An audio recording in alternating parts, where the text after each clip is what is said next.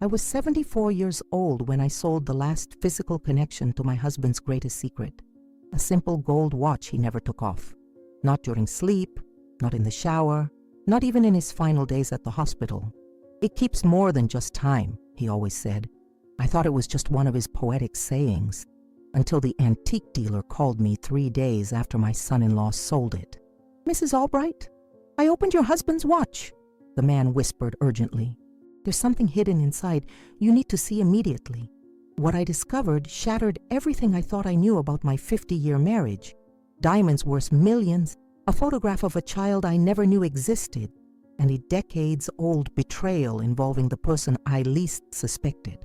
Now I'm unraveling a web of lies that connects my sister, my son-in-law, and a mysterious stranger who appeared at my husband's funeral wearing a brown hat, watching from a distance. If you're watching this story, please follow our channel for more heartbreaking true stories that will leave you questioning everything you thought you knew about family, loyalty, and forgiveness. Like this video and comment below where you're watching from. I read every comment and would love to hear your thoughts on this incredible journey of discovery. I was 74 years old when I unknowingly sold the only link to my marriage's greatest secret. My hands still shake when I think about it. How a simple gold watch could change everything I thought I knew about Arthur, about our 50 years together. It was just an ordinary Tuesday morning in Pine Bluff, Arkansas, the kind of sticky August day where the humidity makes your glasses fog up when you step outside. I was in the basement sorting through old boxes, things we'd accumulated over decades that no one would want when I was gone. Memories in cardboard collecting dust. That's when Kevin walked in. My son-in-law always had this way of appearing right when I was at my most vulnerable. He stood there in the doorway, watching me struggle with a heavy box of Arthur's things. "Need some help with that, Dorothy?" he asked, flashing that charming smile that had won over my daughter Melissa 20 years ago. I waved him off. "I've been lifting boxes since before you were born, young man." He chuckled and picked it up anyway, setting it on the workbench. That's when his eyes fell on Arthur's watch, an old Omega with a gold face and worn leather band. It wasn't particularly valuable looking, just scratched and weathered, like Arthur himself had been in his final days. "I've been meaning to ask you about this," Kevin said, picking it up carefully. His fingers traced the worn edges. "Arthur never took this off, did he?" I felt something catch in my throat. It was true. That watch had been on my husband's wrist every day for 47 years. Even in the hospital, when the cancer had eaten away at everything else, he'd clutch his wrist protectively whenever the nurses tried to remove it for procedures. "No," I whispered. "He never did." "You know," Kevin said, his voice taking on that tone people use when they're about to suggest something they've already decided on. "Melissa's law office expansion is hitting some funding roadblocks. I have a contact at the antique shop downtown who specializes in vintage timepieces. This could help her get over the financial hump." I should have said no. Everything inside me was screaming to say no, but I was tired. Bone tired from years of caring for Arthur through his illness, from the endless parade of doctors and hospice nurses, from the crushing silence of an empty house. "He always said it kept more than just time," I murmured, more to myself than to Kevin. "What's that?" Kevin asked, already slipping the watch into his pocket. "Nothing," I said. "Just something Arthur used to say. This watch keeps my time, and more than that." I always thought it was just one of his poetic little sayings. Kevin nodded, barely listening. "I'll make sure you get a fair price, Dorothy. Don't worry." I watched him go, feeling like I'd just given away something precious without knowing why. That night I dreamed of Arthur, his face contorted with disappointment, trying to tell me something I couldn't quite hear. 3 days later the phone rang. I was in the kitchen making tea, Arthur's favorite Earl Grey that I still bought out of habit. "Mrs. Albright?" The voice on the other end was male, unfamiliar, speaking barely above a whisper. "Yes, who's calling?" I asked, immediately suspicious of anyone using my married name. Most people in town just called me Dorothy. "My name is Thomas Winslow. I purchased your husband's watch from Grantham's Antiques yesterday." He paused, and I could hear him breathing nervously. "I'm a watchmaker by trade." I hope you don't mind, but I opened it to examine the mechanism. My teacup clattered against the saucer. And, Mrs. Albright, his voice dropped even lower, I found something inside. Something hidden in a secret compartment behind the timepiece. You need to come see this. Right away. My heart hammered against my ribs. What did you find? I don't think this is something we should discuss over the phone. Can you come to my shop? It's on Maple Street near the old courthouse. The tea grew cold on the counter as I rushed to change. The whole drive downtown, my mind raced with possibilities. What could Arthur have hidden inside that watch? What secret had I been wearing against his skin all those years, pressed against his pulse point, counting out the seconds of his life? When I arrived at Winslow's timepieces, the small bell above the door announced my entrance. The shop was dim and cluttered with clocks of every description, their collective ticking creating a strange heartbeat for the room. Thomas Winslow was nothing like I expected. A slight man in his 60s, with careful hands and eyes magnified by thick glasses. He locked the door behind me and flipped the sign to closed. Mrs. Albright, he said, extending his hand. I'm sorry to bring you here like this, but he gestured to a small workbench in the back of the shop. There, under a bright lamp, lay Arthur's watch, completely disassembled. Beside it was a small velvet bag and a manila envelope. The craftsmanship is remarkable, Winslow said, his voice taking on the reverent tone of someone who appreciates fine work. Your husband's watch has a hidden compartment I've only seen in timepieces, made for diplomats and spies during the Cold War. It was designed to be undetectable unless you know exactly what to look for. My legs felt weak. And what was inside? Winslow handed me the velvet bag first. With trembling fingers, I loosened the drawstring and tipped the contents into my palm. Diamonds. At least a dozen of them, small but flawlessly clear, catching the lamplight and throwing it back in brilliant rainbow flashes. My God, I whispered. They're real, Winslow confirmed, and quite valuable. But Mrs. Albright, that's not all. He handed me the envelope next. Inside was a photograph, folded into quarters. It showed a small boy, perhaps 5 years old, with wheat blonde hair and a serious expression. Something about his eyes made my breath catch. They were unmistakably like Arthur's, deep set and thoughtful. I turned the photo over.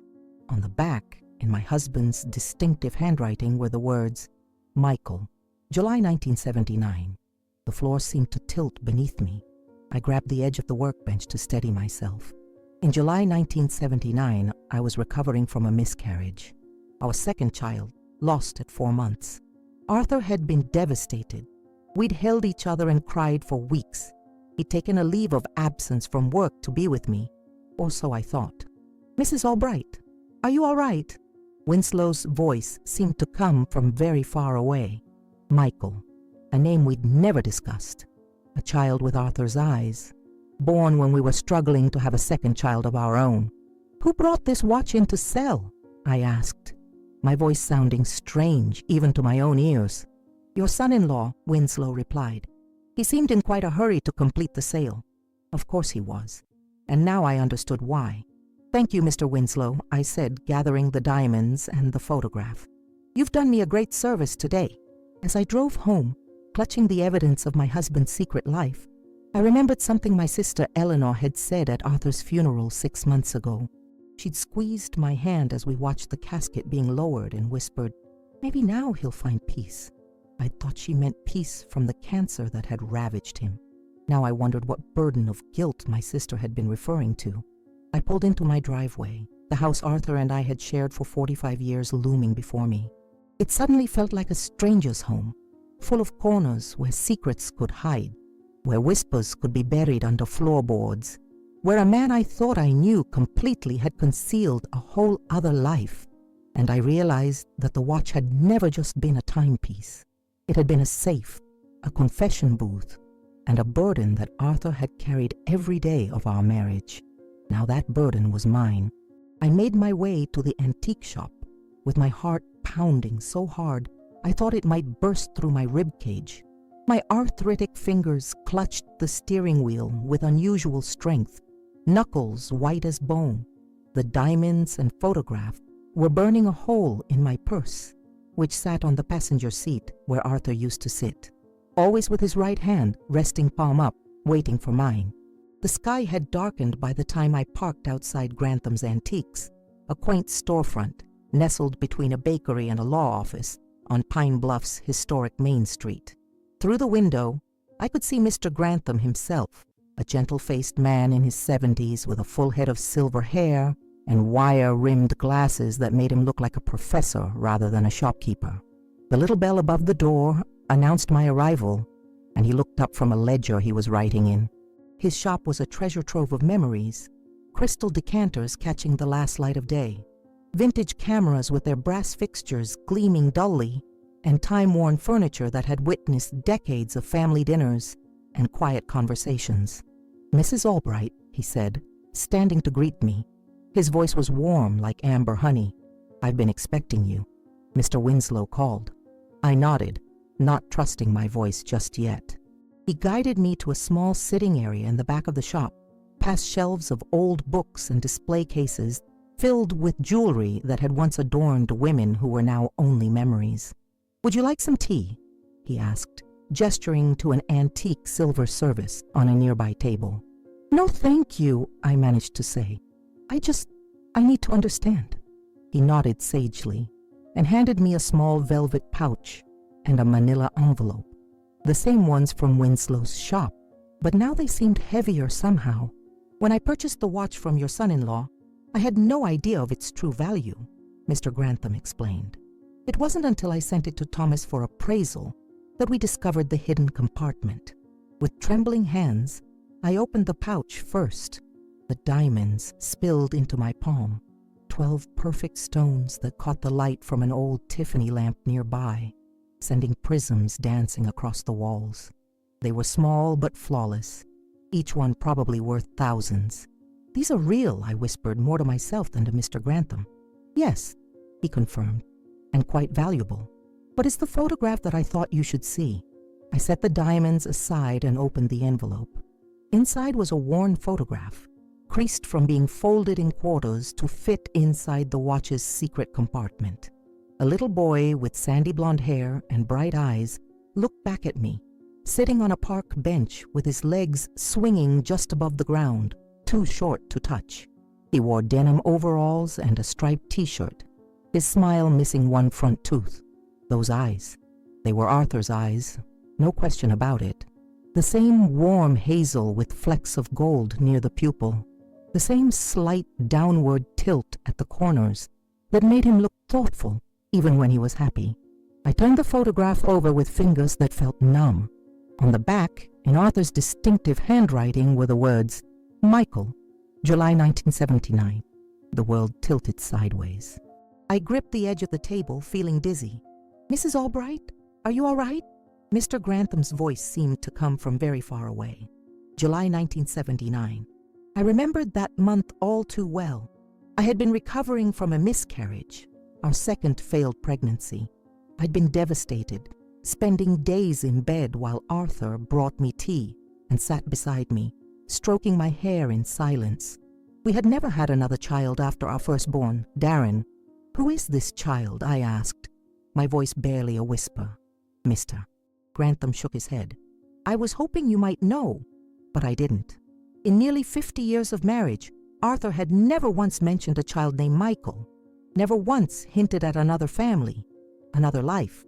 There's something else," Mr. Grantham said hesitantly. "A man came looking for the watch specifically. He asked if I'd acquired an Omega watch recently, described it perfectly. When I told him I had, he seemed relieved. He asked to see it, and when I showed it to him, he asked if I could open it for him." "Was he young?" I asked, thinking of Kevin's hurried sale. "No, middle-aged, perhaps 40 or so. Blonde hair, like the boy in the photo, but darker now. He had a certain look about him, reserved, dignified. When I told him I'd have to send it to a specialist to open it properly, he left his card." Mr. Grantham reached into his desk drawer and handed me a simple white business card. "Michael Langford," it read, with a Memphis phone number. The name echoed in my head. Michael, the same name written on the back of the photograph. "What did he want with the watch?" I asked. "He said it belonged to his father. and that there might be something important hidden inside. When I asked how it ended up being sold, he just said, "Family can be complicated." Family. The word felt like a betrayal. That night, as I sat alone in the house that suddenly felt too large and too empty, I remembered something my sister Eleanor had said at Arthur's funeral 6 months ago.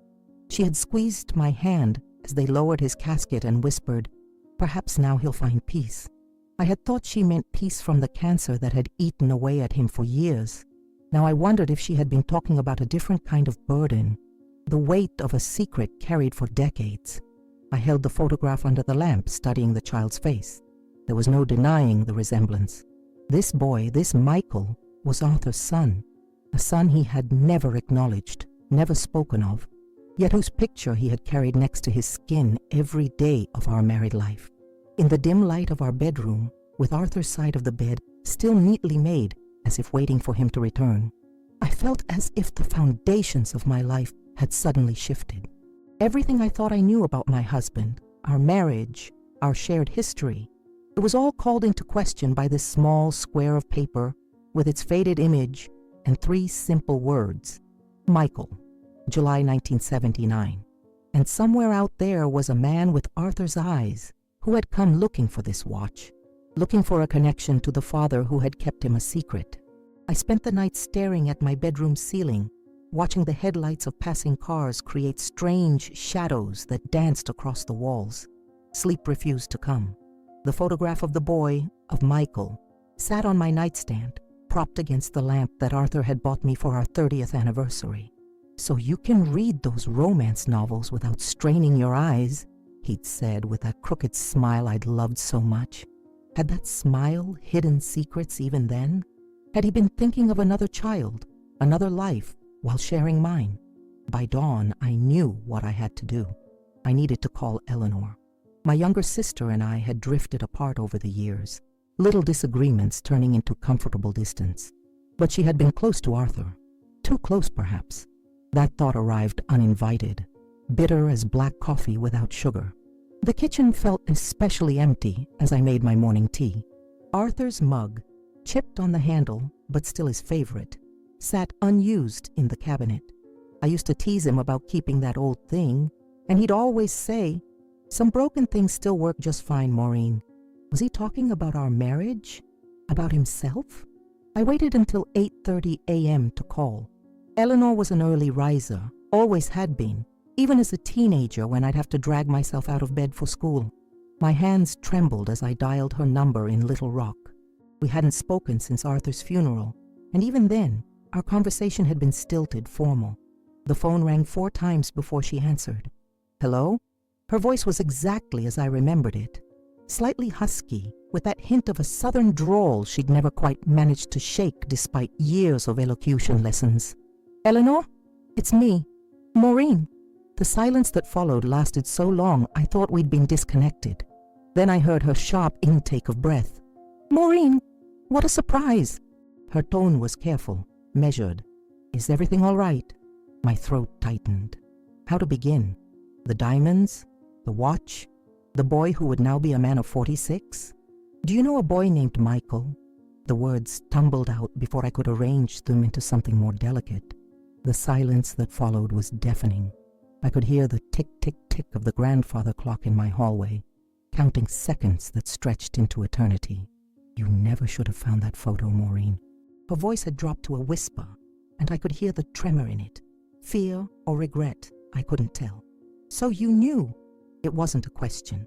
The betrayal felt like a physical thing, pressing against my chest, making it hard to breathe. She began, but then I heard the distinct click of a disconnected call. She had hung up on me. I sat there, the phone still pressed to my ear, listening to the dial tone. Outside, a neighbor's dog barked at a passing mail truck. Inside, my world continued to unravel thread by thread. Instead of calling back, I felt a cold, quiet anger replace the shock. It settled over me like frost on a window pane, crystallizing my thoughts into sharp, clear patterns. If Eleanor wouldn't talk, I would find answers elsewhere. I made my way to the garage, where dozens of cardboard boxes lined the shelves. Our life together, organized and labeled in Arthur's neat handwriting. Tax records 1975-1980. Family photos, Christmas, camping trips. Each one a chapter of our shared history that now felt like fiction. I started with the boxes marked with the late 70s, around the time Michael would have been born. I found old bills, newspaper clippings Arthur had saved, birthday cards from friends. Nothing unusual. Then in a box labeled simply A's Papers, I found a leather-bound agenda from 1979. Arthur had been meticulous about keeping track of appointments and contacts. His handwriting filled the pages: dentist appointments, lunch meetings, reminders to pick up dry cleaning. And there, recurring every third Thursday for several months, was a name: Miss Langdon, clinic in Memphis. There were no details, no explanations, just the name and location, written in the same careful script that had penned Michael on the back of the photograph. My fingers traced the words, feeling the slight indentation where his pen had pressed into the paper. Memphis was only about 2 hours from Pine Bluff. An easy drive, a convenient distance for a second life. I closed the agenda and leaned back against the dusty shelves, letting the implications wash over me. A clinic in Memphis, a child named Michael, a secret kept for decades. A memory surfaced. Arthur coming home late one night in the summer of '79, his shirt wrinkled, his eyes red-rimmed as if he'd been crying. When I'd asked what was wrong, he'd just shaken his head and said, "Some choices we make follow us forever, Maureen." I'd assumed he was talking about a difficult case at work. He was a civil engineer, often dealing with public safety issues. Now I wondered if he'd been talking about something much more personal. As I sat there among the boxes of our past, another realization dawned on me. The clinic in Memphis, I'd heard of it before. It had been known in certain circles as a place where unwed mothers could give birth discreetly, where adoptions could be arranged without public scrutiny. It had closed sometime in the mid-'80s amid changing social attitudes and new laws about adoption transparency. Had Arthur fathered a child with another woman? Had he arranged for the child's care through this clinic? And if so, why keep the photograph? Why carry it with him every day, hidden but never forgotten? The most painful question of all, why had he never told me? I carefully replaced the agenda in its box and stood up, brushing dust from my slacks. My knees cracked in protest. The sound of a body that had lived 7 decades and was tired of surprises. Back in the kitchen, I stared at the telephone, willing it to ring, willing Eleanor to call back with explanations that would make sense of this new reality. But the phone remained silent, its black plastic gleaming in the morning light like a beetle's shell. I thought of calling my son, Darren, who lived in Nashville with his wife and children. But what would I say? Your father had another child he never told us about? How would that help anyone? No, this was something I needed to unravel myself, one thread at a time, until I could see the full pattern of Arthur's secret life and my own unwitting part in it. As I made myself a sandwich, I wouldn't eat. I remembered something else Eleanor had said at the funeral. Arthur carried more than his share of burdens. At the time, I thought she meant his illness, the pain he'd endured in those final months. Now her words took on a different meaning entirely. Arthur had carried a burden, a secret son, hidden diamonds, a double life, and somehow Eleanor had been part of it all. The question was why? The human mind plays strange tricks when you're grieving. Details blur together, faces become indistinct, and time stretches and contracts like taffy pulled between invisible hands. Perhaps that's why I hadn't remembered him sooner. The man at Arthur's funeral standing apart from the crowd, watching from beneath the drooping branches of an old oak tree. 6 months had passed since we laid Arthur to rest in Pine Grove Cemetery, on a hill overlooking the Arkansas River.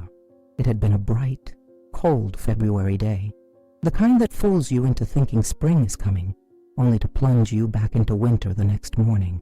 I remember shivering in my black wool coat, clutching a white rose so tightly that a thorn pricked my finger, a drop of blood staining my glove. The funeral had been well attended. Arthur had been respected in the community, a civil engineer, who had helped design the bridges and roads that connected our small town to the wider world. Colleagues, neighbors, friends from church, they all came to pay their respects, murmuring condolences that washed over me like waves on a distant shore. But now, sitting at my kitchen table with Michael's photograph before me, another image surfaced from that blur of black suits and sympathetic faces. A man in his early 40s, tall and lean, with wheat blonde hair that caught the winter sunlight. He had stood apart from the crowd beneath that old oak tree, wearing a brown fedora-style hat pulled low over his eyes. He hadn't approached the grave during the service, hadn't shaken hands at the reception afterward. He had simply watched, his face solemn, his posture rigid with some emotion I couldn't name.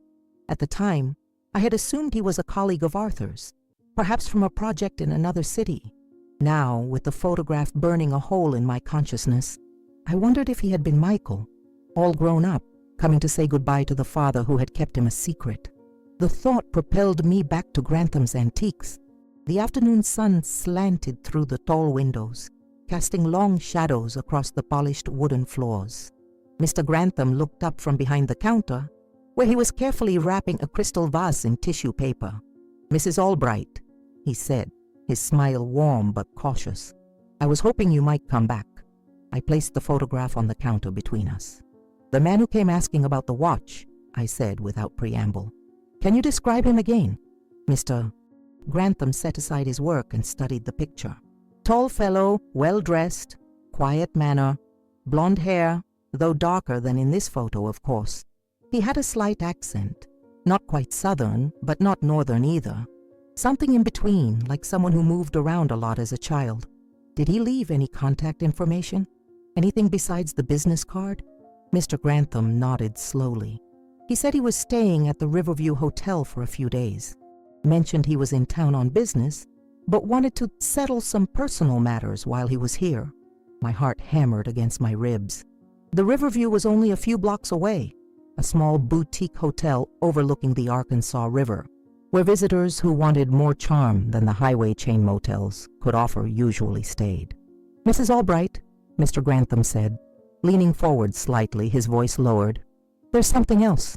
When I showed him the watch, before I told him I'd need to send it to Thomas to open it properly, he seemed emotional. Not obvious, mind you. He's the type of man who keeps things close to the vest. But his hands shook slightly when he held it, and I could have sworn I saw his eyes grow damp. I nodded, not trusting myself to speak.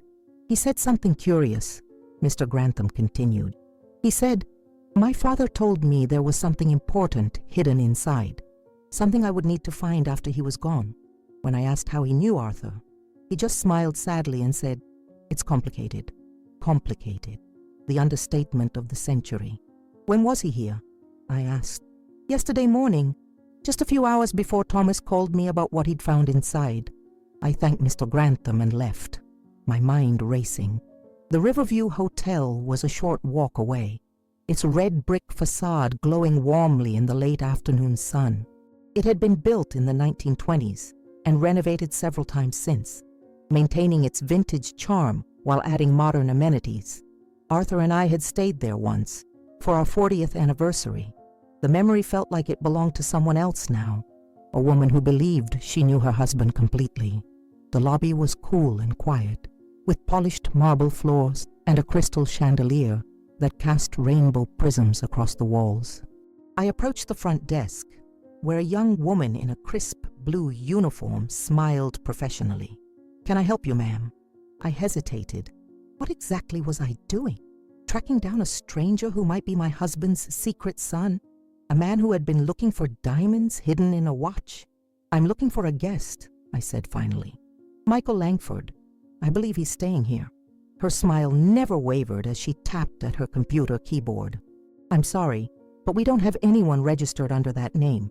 "He's in his 40s, blonde hair, well-dressed," I pressed. "He might be using another name." Her smile tightened slightly. "I'm afraid I can't provide information about our guests, ma'am. Privacy policy. If you'd like to leave a message, I'd be happy to pass it along if the person you're looking for is staying with us." I was about to turn away when a thought struck me. What about Michael Albright? Could you check that name?" Something flickered across her face. Recognition, perhaps. But she quickly composed herself. "I'm sorry, ma'am. As I said, I can't provide information about our guests." She didn't need to. Her reaction had told me everything I needed to know. Michael was here, in Pine Bluff, using Arthur's last name. My last name.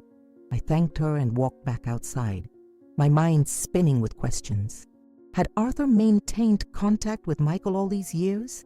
Had he acknowledged him privately while keeping him a secret from me? And why had Michael come looking for the watch now, 6 months after Arthur's death?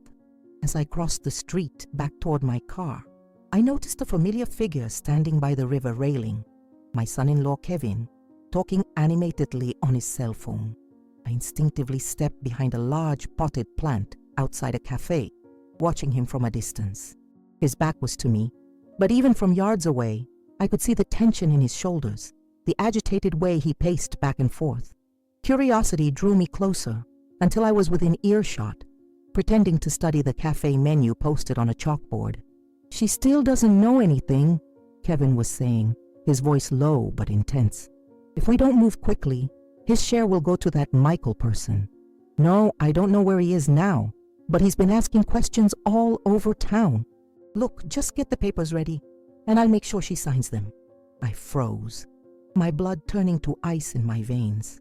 Kevin knew about Michael, and whatever he was planning, it clearly involved me signing something I wouldn't want to sign if I had all the facts. I slipped away before he could turn and see me, my mind reeling with this new betrayal. The safe, familiar world I had inhabited for 74 years was crumbling around me, revealing a landscape of secrets and lies I didn't recognize. As I drove home, I wondered how many other people in my life had known the truth about Arthur and Michael, how many had smiled to my face while keeping his secret, and why, after all these years, was Michael finally coming forward? The answers, I suspected, would be even more painful than the questions. Sleep eluded me again that night. I tossed and turned, the sheets twisting around my legs like restraints. Kevin's words echoed in my mind. "She still doesn't know anything. His share will go to that Michael person." What share? What didn't I know? And how was Kevin involved in all of this? By the time the first pale light of dawn filtered through my curtains, I had made a decision. If Arthur had left something for Michael, something that Kevin and possibly my daughter Melissa were trying to prevent him from receiving, there would be a legal document somewhere. A will, perhaps, or a trust. Arthur had always been meticulous about paperwork. He filed every receipt, kept copies of every contract, maintained detailed records of our finances. It was one of his qualities that had both exasperated and comforted me throughout our marriage. "Always have a paper trail, Maureen," he'd say. "Memory fades, but ink endures." After a quick breakfast I couldn't taste, I drove downtown to the county clerk's office. The building was a grand old structure of red brick and white columns, with wide marble steps leading to heavy wooden doors that had witnessed decades of Pine Bluff's legal transactions. Inside, the air was cool and smelled of old paper and furniture polish. A young woman with a neat bun and tortoiseshell glasses sat behind the information desk. Her nameplate read, "Judith Wilson." She smiled politely as I approached. "Good morning. How can I help you today?" I took a deep breath, trying to calm the flutter of anxiety in my chest. "I need to look at a will," I said, my voice steadier than I felt. "My husband's will. Arthur Albright. He passed away 6 months ago."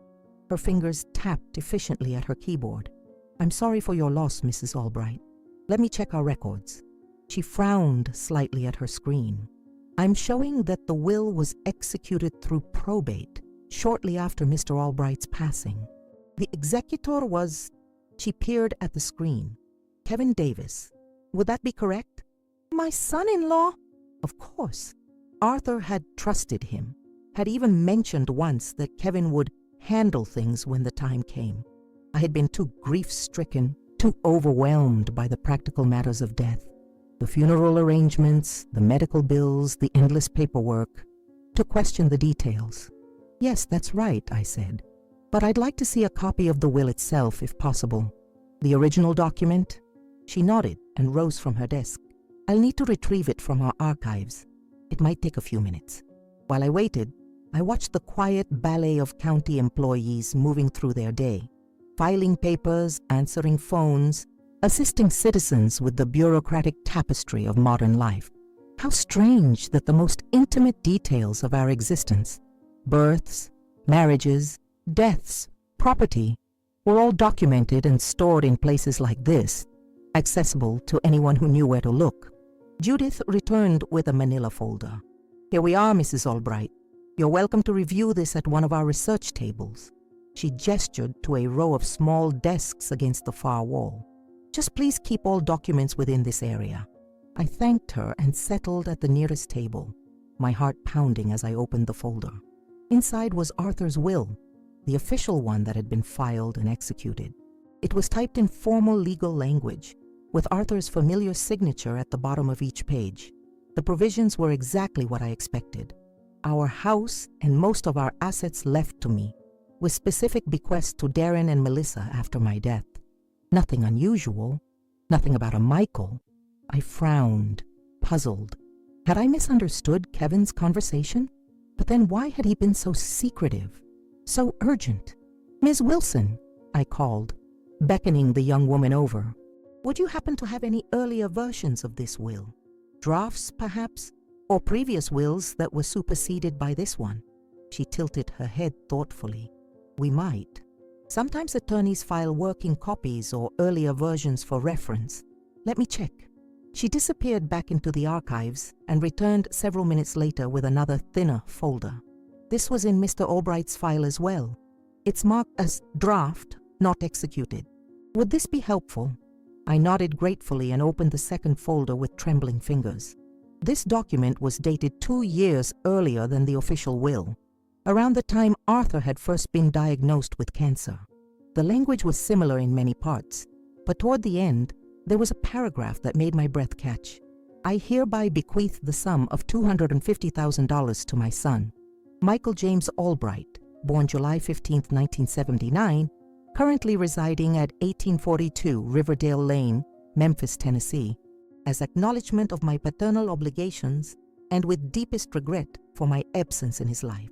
I further wish that he receive my personal effects, including my gold Omega wristwatch, which contains items of both monetary and sentimental value intended for him alone. The words blurred as tears filled my eyes. It was there in black and white, Arthur's acknowledgement of another son, of a life he had kept hidden from me for decades. And the watch. He had specifically intended Michael to have it, with its secret cache of diamonds and the childhood photograph. But this version of the will had never been executed. It was marked draft, superseded by the later version that made no mention of Michael at all. What had changed? Had Arthur had a change of heart about acknowledging his secret son? Or had someone, Kevin perhaps, convinced him to remove that provision? I carefully compared the dates on the two documents. The draft will with Michael's bequest had been created on March 10, 2023, shortly after Arthur's diagnosis. The final executed will was dated November 28, 2023, when Arthur was already very ill, his mental faculties sometimes clouded by pain medication and fatigue. A cold suspicion formed in my mind. Had Kevin taken advantage of Arthur's weakened state to ensure that Michael would be cut out of the inheritance? Was that why he had been so eager to sell the watch? To eliminate the one piece of evidence that might lead Michael back to Arthur, back to what was rightfully his? As I sat there in the quiet county office, surrounded by the dusty archives of other people's lives, I felt a resolve harden within me. Arthur may have kept secrets, may have lived a double life I knew nothing about, but he had wanted to make amends in the end. He had wanted Michael to have the watch, to have recognition and support, and someone, perhaps my own daughter and son-in-law, had thwarted his final wish. Mrs. Albright? Judith's gentle voice broke into my thoughts. We'll be closing for lunch soon. Did you find what you were looking for? I looked up at her young, concerned face and managed to smile. Yes, I said, carefully replacing the documents in their folders. I believe I did. As I drove home, the revelation weighed on me like a physical burden. Arthur had another son, a son he had never acknowledged publicly, but had wanted to provide for in the end, a son who was now in Pine Bluff, searching for the watch that should have been his, that contained not just diamonds, but a piece of his own history. And somewhere in this tangled web of family secrets was my sister Eleanor, who had known about Michael all along, who had slammed down the phone rather than explain her part in this deception. The quiet ranch house that had been my home for 45 years came into view as I turned onto our street. It looked the same as always. White siding, blue shutters, Arthur's prized rose bushes lining the front walk. But it felt different now, like a stage set where a different play was being performed than the one I thought I'd been cast in. Inside, I went straight to Arthur's study, a room I had barely entered since his death.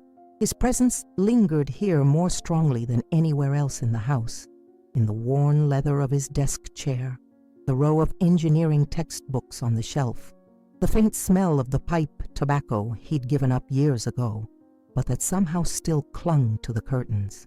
I sat in his chair and looked out at the world from his perspective, wondering how many other secrets this room had witnessed, how many quiet phone calls to Memphis, how many moments of regret or longing for the son he had never claimed. The next morning, I was standing at my kitchen window, watching a cardinal flit between the branches of the old maple tree in the backyard, when a silver Lexus pulled into my driveway. My heart leapt to my throat when I recognized it, Eleanor's car. My sister had come to Pine Bluff. I hadn't seen Eleanor in person since Arthur's funeral 6 months ago.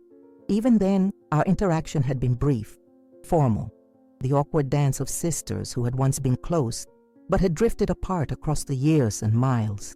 She lived in Little Rock, barely 2 hours away, but it might as well have been another country for all the times she'd visited.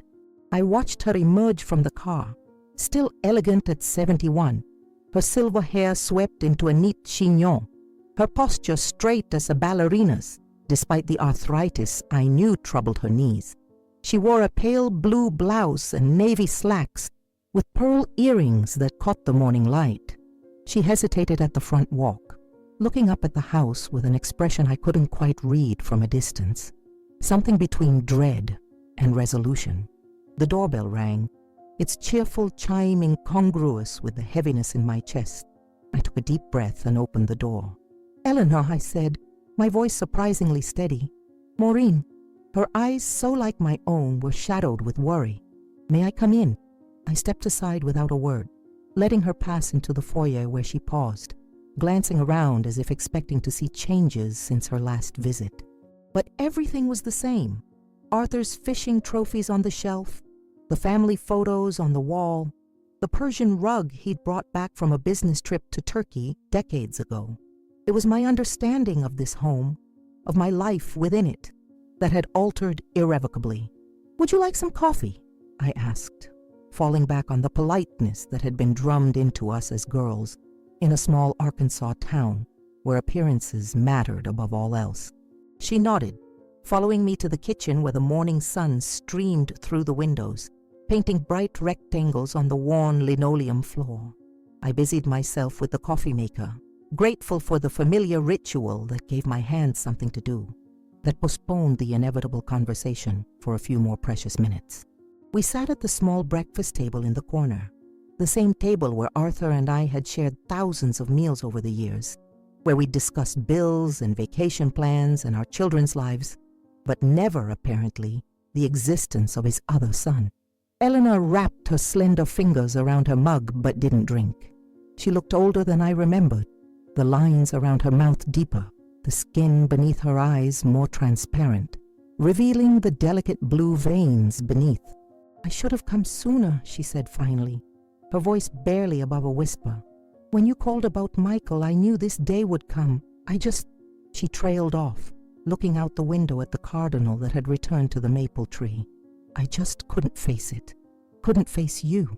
"How long have you known?" I asked, surprised by the calmness in my voice when inside I felt like I was standing on the edge of a cliff, the ground crumbling beneath my feet. Eleanor's eyes filled with tears. "Since the beginning," she said softly. "I was there when it happened." "When what happened exactly?" My hands tightened around my coffee mug. She took a deep, shuddering breath.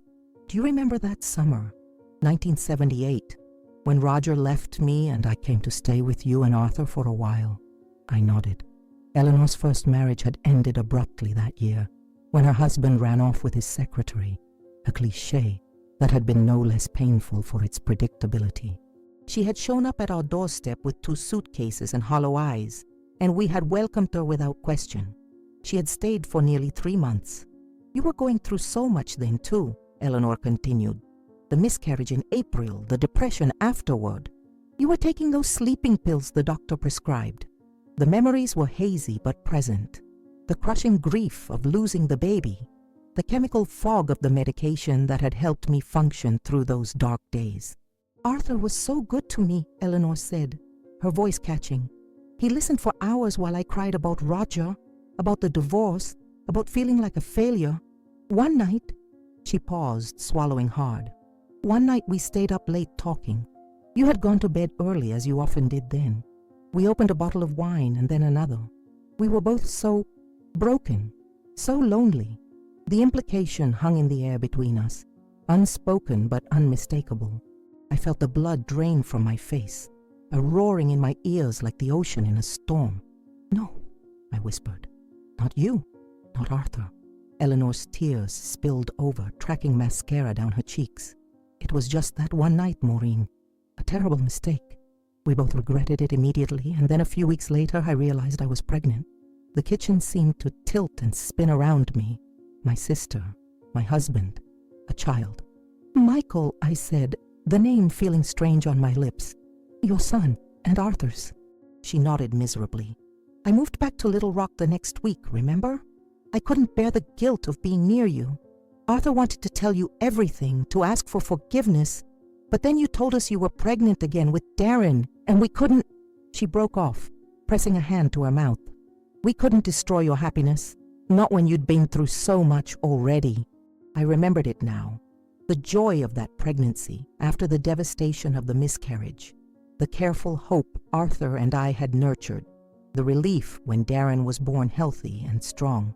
All the while, my husband and sister had been carrying this secret, this betrayal. "So you kept the baby," I said. "And Arthur?" "He wanted to do the right thing," Eleanor said.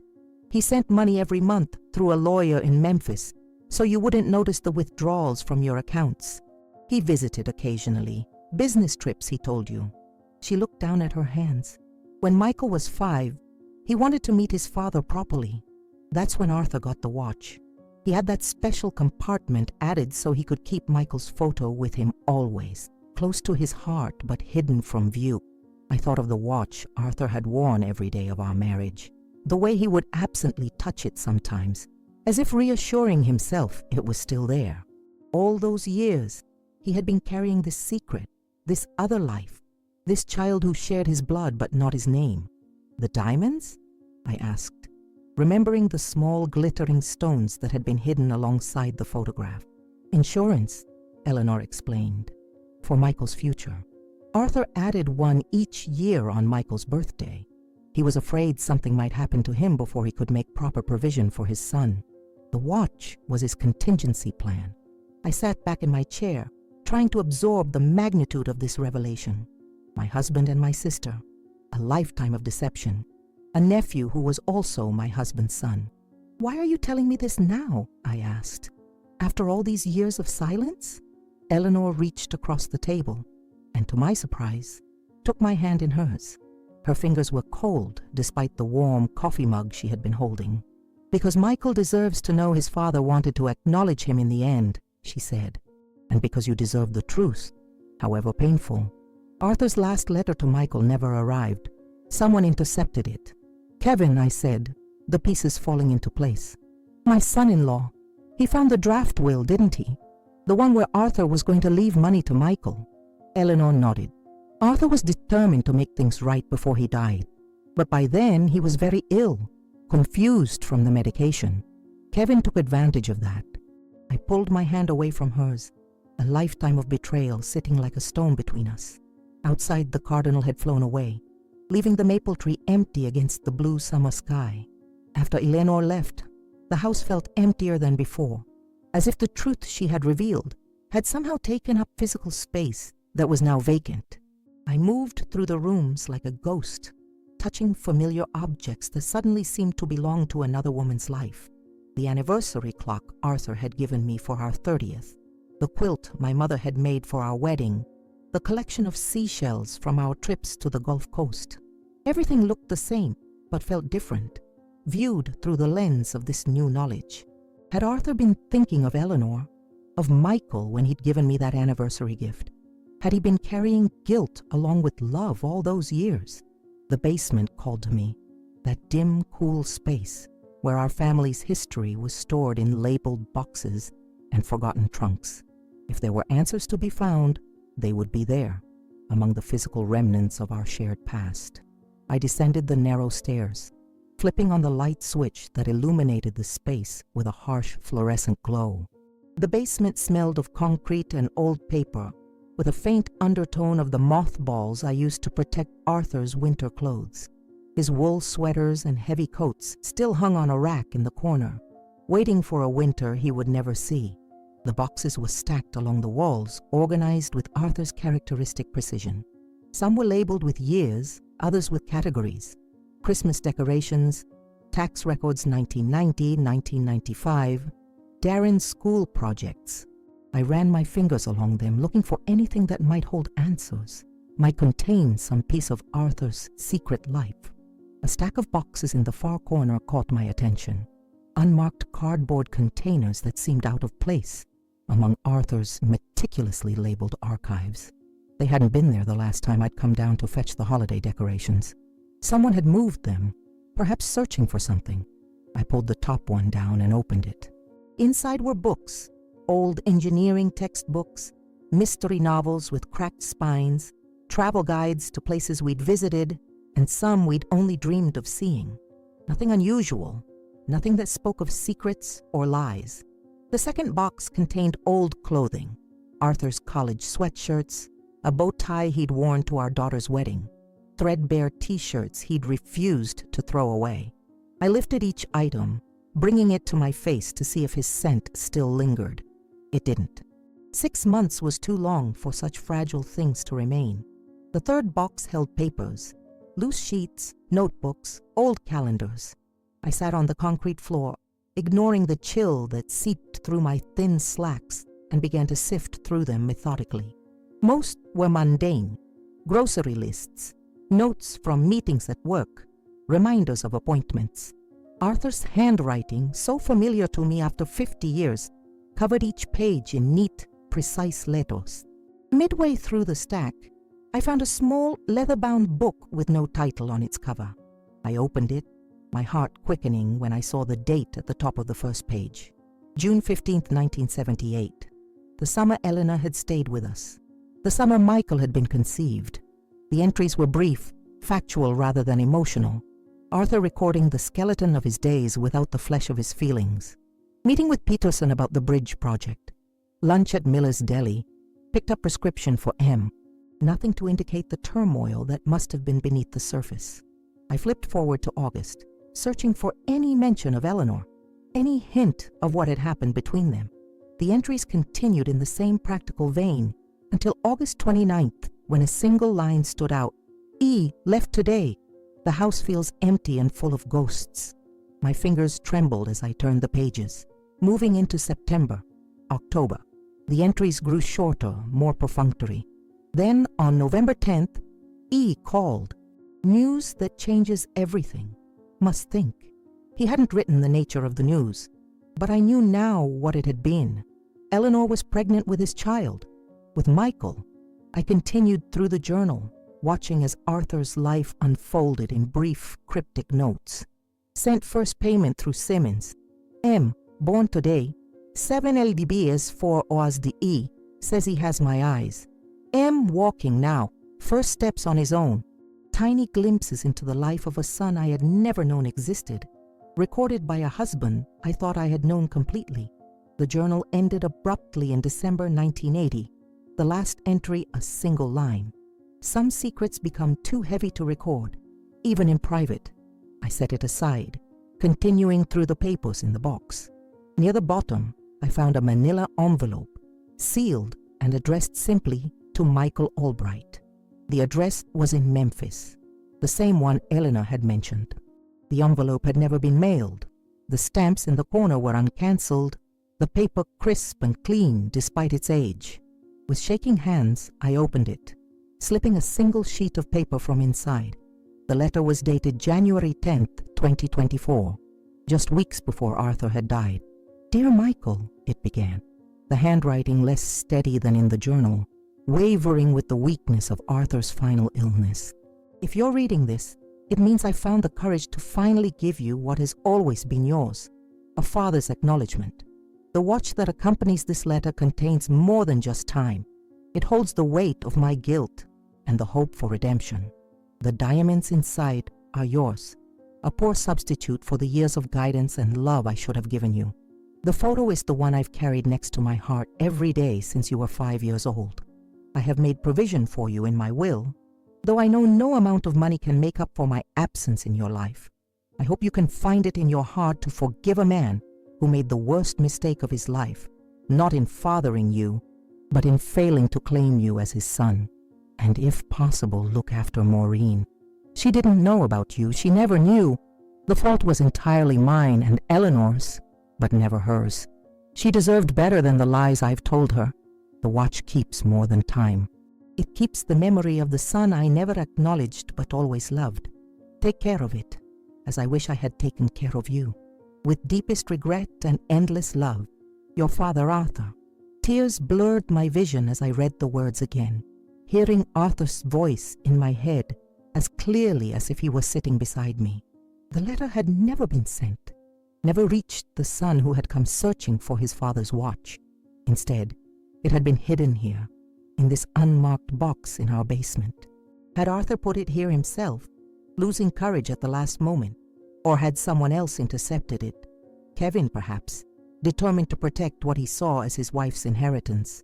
I folded the letter carefully and slipped it back into its envelope. Then I noticed something else at the very bottom of the box, a small leather pouch. Inside was a heavy brass key with an ornate head, the kind used for safety deposit boxes.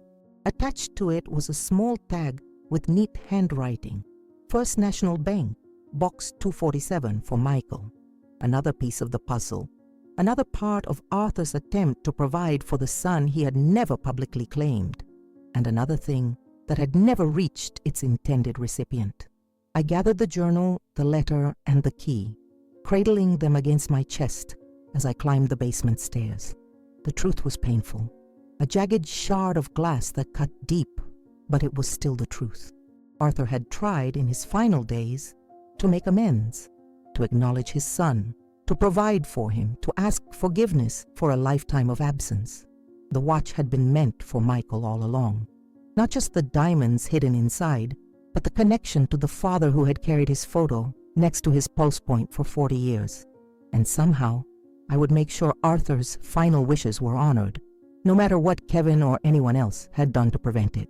The drive to Memphis took just under 2 hours, but it felt like crossing a vast ocean of time. I watched the familiar Arkansas landscape roll past my window, cotton fields stretching to the horizon, small towns with their water towers rising like sentinels, the Mississippi River glittering in the distance. The same views I'd seen countless times on trips with Arthur, never knowing that this road led to his other life, his secret son. I had the address from the envelope, 1842 Riverdale Lane. It was in an older part of Memphis, a neighborhood of modest ranch houses built in the 1960s, with mature trees lining the streets and well-tended gardens suggesting pride of ownership. Nothing fancy, but comfortable, respectable. As I turned onto Riverdale Lane, my heart hammered against my ribs so hard I thought it might bruise. What was I doing? Driving unannounced to meet the son my husband had fathered with my sister? The product of a betrayal so profound it undermined the foundation of my entire life? What would I even say to him? But something stronger than fear or anger propelled me forward. A need to complete the circle, to deliver what Arthur had meant Michael to have. The watch with its hidden treasures was in my purse, along with the letter Arthur had written but never sent. Whatever happened next, I would fulfill my husband's final wish.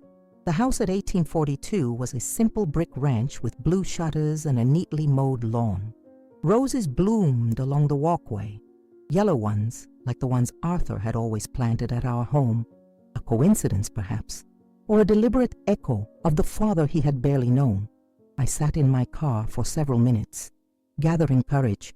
Through the front window, I could see movement. Someone was home. Before I could talk myself out of it, I got out of the car and walked up to the front door, my sensible shoes crunching on the gravel path. My finger hovered over the doorbell for a moment before I pressed it, hearing the muffled chime inside, then footsteps approaching the door. I smoothed my skirt with trembling hands, wishing suddenly that I had worn something nicer than this faded navy dress that Arthur had always liked. The door opened and there he was, the man from the funeral, the stranger who had watched from beneath the oak tree. Up close, the resemblance to Arthur was startling. He had the same deep-set eyes, the same straight nose, even the same way of standing slightly forward on the balls of his feet, as if perpetually eager to move. He wasn't exactly young anymore, mid-40s now, with strands of silver threading through his blonde hair. Lines around his eyes suggested he smiled often, though he wasn't smiling now. His expression was guarded, uncertain. "Mrs. Albright," he said, and his voice was so like Arthur's that I nearly gasped. "I've been expecting you." Of course he had. In a town as small as Pine Bluff, word traveled quickly. He would have heard that I had been asking questions, that I had discovered the watch's secret. "Michael," I said, my voice surprisingly steady. "May I come in?" He stepped back, opening the door wider. The house was neat and simply furnished. A beige sofa, a coffee table with books stacked on it, framed photographs on the walls. I glimpsed a family portrait, Michael with a dark-haired woman and 2 teenage children, a boy and a girl. Arthur's grandchildren, I realized with a jolt. My step-grandchildren, though they had no idea who I was. "My wife and kids are visiting her mother in Nashville," Michael said, following my gaze to the photo. I stayed behind because he trailed off, gesturing vaguely. Because of all this, we sat in his living room, awkwardness stretching between us like a physical thing. I noticed the letter in his hand, Arthur's letter, the one I had found in the basement. He must have retrieved it from the mailbox while I sat in my car gathering courage. "I thought you would hate me," he said finally, breaking the silence. "When I learned about the watch, about what it contained, I was sure you'd never want to see me." I looked at him, really looked at him, and saw not just Arthur's features, but Arthur's expressions, Arthur's mannerisms, the way he fidgeted with his wedding ring when nervous, the slight furrow between his brows when he was troubled. How had I not recognized him instantly at the funeral? "I thought I might hate you too," I admitted, when I first found out. But now, I shook my head, searching for words to explain the complex tangle of emotions I felt. "Now I just want to understand, and to give you what's rightfully yours." I opened my purse and took out the watch, placing it on the coffee table between us. It gleamed in the afternoon light streaming through the window, the gold case scratched from decades of wear, but still beautiful. "He wore this every day," I said softly, "every single day of our marriage. I never knew why it was so important to him, why he never took it off. Now I do."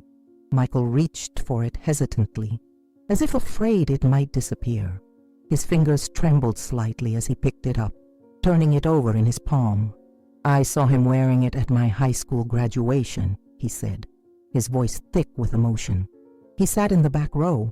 I wasn't supposed to know he was there, but Mom, Eleanor," she told me, "said he wanted to see me graduate, but didn't want to cause trouble. I looked for him in the crowd, spotted him just for a moment. He was wearing this watch. I remember how the light caught it when he raised his hand to wave. Tears pricked my eyes at the image. Arthur, sneaking into his son's graduation, watching from a distance, unable to cheer or take photographs or introduce himself to teachers and friends, a ghost at the edge of his own son's life. "He wanted you to have it," I said. "And this." I handed him the letter. "He wrote this before he died, but it never reached you. Someone intercepted it." Michael took the envelope. his eyes widening at the sight of Arthur's handwriting on the front. "I've been searching for this watch since I heard about his death," he said. "I knew he'd want me to have it. Not for the diamonds. I had no idea about those until the jeweler called me. But because," he swallowed hard, "because it was the one thing of his that was connected to me. He told me once when I was about 12 that he kept my picture in it. Said that way I was always with him, even if no one else knew. We talked for hours, the afternoon light shifting to evening gold and then to twilight blue. Michael told me about growing up knowing Arthur only as an occasional visitor who brought gifts and took him fishing but never came to school events or birthday parties. He spoke of Eleanor. Mom, he called her, raising him alone, always speaking well of Arthur despite the circumstances. She never let me blame him, Michael said. Always said it was a complicated situation, that he was doing his best in an impossible position. I listened, trying to reconcile this version of my sister with the woman who had betrayed me in the most fundamental way possible. Had she truly been protecting Arthur all these years, or just herself? Did you resent him? I asked. For not being there? Michael was quiet for a long moment, considering. Sometimes, he admitted, especially as a teenager, I was angry that he had another family, a real family that he acknowledged publicly. But as I got older, I started to understand how trapped he must have felt. And he did what he could. Paid for my college, helped me buy my first house, sent birthday and Christmas gifts every year. He wasn't completely absent, just mostly absent. Present only in the margins of his son's life, in secret visits and financial support funneled through lawyers. I thought of all the school plays and baseball games Arthur had attended for Darren and Melissa, all the family dinners and holiday celebrations, all the ordinary moments of parenthood he had shared with our children, but denied to Michael. The last time I saw him was about a month before he died. Michael continued. He came to Memphis, said he needed to talk to me in person. He looked awful, so thin, in pain, even though he tried to hide it. He told me about the cancer, that it had spread, that he didn't have much time left, and he said he wanted to make things right, that he was changing his will to include me, but the will had never been changed, or rather, had been changed back with Kevin's influence. Arthur's attempt at deathbed justice had been thwarted. The watch was his backup plan, I said, understanding now, in case something happened to prevent him from changing the will. The diamonds were your inheritance. Michael nodded, turning the watch over in his hands. I don't care about the money, Mrs. Albright. His voice broke. I just wanted some acknowledgement, some proof that I mattered to him. Maureen, I said. Please call me Maureen. I hesitated, then added, or Dorothy, if you prefer. That's what most people call me. He smiled. Arthur's smile, with one corner of his mouth lifting slightly higher than the other. Dorothy, he repeated. He talked about you, you know. Said you were the strongest woman he'd ever known, that you deserved better than the life he gave you. The words pierced my heart. Even in his deception, Arthur had loved me, had seen me. It didn't erase the betrayal, but somehow it softened its edges. I want you to have the diamonds, I said. They were meant for you, and I think Arthur would want you to have more than that. He wanted to make things right in the end. So do I. As I drove back to Pine Bluff that night, the empty passenger seat beside me seemed less lonely than before. The watch remained with Michael where it belonged, but I carried something new with me. Not forgiveness exactly, but understanding. The beginning of it, at least. Arthur had been right about one thing. The watch had kept more than time. It had kept secrets and regrets, diamonds and photographs, the evidence of a life divided. And now, finally, it had kept its promise, delivering to his son the only acknowledgement his father had been able to give him. Sometimes the things we keep closest to our hearts are the very things that could break them. Arthur's watch wasn't just a timepiece. It was a confession, a secret vault holding both precious stones and painful truths. As I look back on this journey of discovery at 74 years old, I've learned that forgiveness isn't about erasing the past. It's about making peace with it so we can move forward. The diamonds hidden in that watch were valuable, but nowhere near as precious as the truths that finally set us all free. What would you do if everything you believed about your life together was suddenly called into question? Would you choose bitter resentment or difficult understanding? Would you let decades of lies poison what time you have left? Or would you find the courage to embrace a new, more complicated truth? Arthur kept that watch against his pulse for 50 years, carrying both his guilt and his love in equal measure. In the end, I chose to honor not the perfect husband I thought I had, but the flawed, human one who tried, in his own way, to make things right. If this story touched your heart, please take a moment to like this video and share it with someone who might need to hear that it's never too late for truth and healing. Subscribe to our channel for more stories that explore the complicated, messy, beautiful reality of family bonds. Remember, every family has secrets. Some are just hidden more carefully than others.